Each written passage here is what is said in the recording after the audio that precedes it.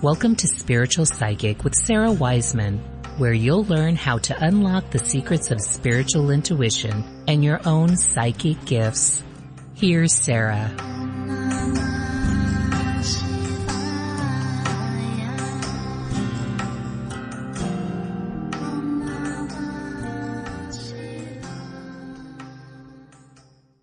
Welcome to Spiritual Psychic. I'm Sarah Wiseman. Today we're talking about what it means to be pure being. What it means to be pure being. And we're working from the book Messages from the Divine. I'm teaching from that book in these next podcasts. There's going to be 66 of them total, and this is number 15 of the series. Now, when you came in as a baby, some of you do remember this. A lot of you don't, but sometimes if you go back into meditation, you can actually go back into the state you were in when you were, say, 3 or 4. You might have some memories there.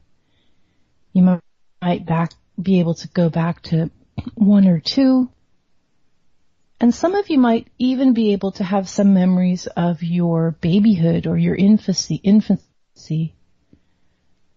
And some of you, if you use this same process, and this is kind of a lot of how we start past life regression in meditation, you just keep going back, and you're going back, and you come back to a place where you are really a very new infinite. You're a new infant. You are a very new being on this planet. You're just, a couple months old or a couple weeks old.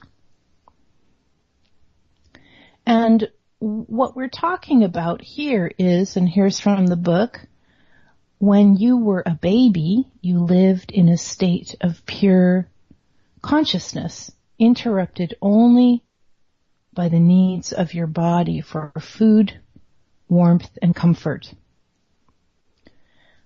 Only by the needs of your body for food, warmth, and comfort. And the rest of it, those are the animal instincts, you're just pure consciousness. You didn't know what anything was. You didn't have any of the belief systems of your culture laid down. You didn't understand the rational structure of the world that you were entering. It was more like you were in a waking dream state, and then upon occasion a face, which you didn't even know was a face yet, would come into view, your mother, your father, someone else. So all of these things would come in, and then you learn to associate, okay, that faces this person, that faces that, this pattern means that. And slowly, you began to learn what it was to be living in the linear world, or the law of cause and effect. And slowly, as you attach to that rational and linear world, your consciousness, you kind of almost separated from your consciousness. You were no longer in a state of pure being. And then you entered, preschool and school and all the ways that you were taught to actually avoid or reject your conscious nature and instead attach to, I'm going to call it the dream of the world. The dream of the world, which right now is linear and competitive and fact-based and not much to do with being. So the book also says, as an adult, even as an adult with all your things and thoughts and mental constructs, you are no different than your adult self. There is nothing more important than showing up fully in your life and understanding that everything is fascinating, everything is a miracle.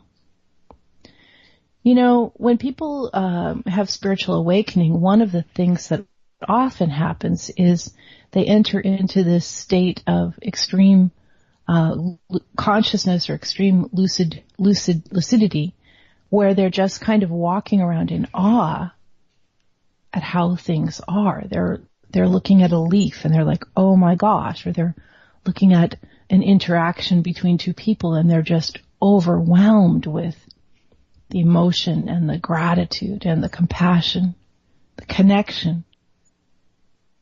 They just are purely conscious and they're just seeing everything anew. And sometimes we talk about beginner's mind or being as a child, or this idea of begin again.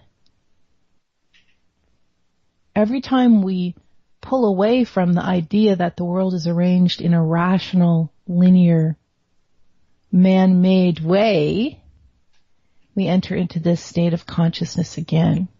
And so this is the path. We spend our whole lives trying to get into our culture and be as our culture wants us. And that at a certain point, it happens different times for different people, but people start to have awakenings. And what we're really doing is we are reverting back to that state of infinite consciousness that we had when we were only a few weeks old or a few years old. We are in that state of wonder. And so it's this really interesting sort of circle or cyclic return, going from consciousness to rationality and then the spiritual journey back to consciousness. When people get very elderly, we talk about them returning to a baby state or an infant state. And this is another way of separating from the rationale of the world and returning to that state of connection with everything. It's important to remember that this state, we don't have to be a baby and we don't have to be elder to have this state. It is always available to us. Some of the common ways are meditation, nature, but really, sometimes it's just clicking a little switch in our mind and going, okay, I've been very linear, and now I'm going to go into my expanded self, into my soul self. And what I have found is that this is the dimension where we have joy, this spacious, aware, connected place. This is where we have joy. The linear, it doesn't really provide that. The spacious consciousness, this beingness, that's where all joy and contentment happens. I am Sarah Wiseman. We're teaching the book Messages from the Divine, and you'll find more at sarahwiseman.com.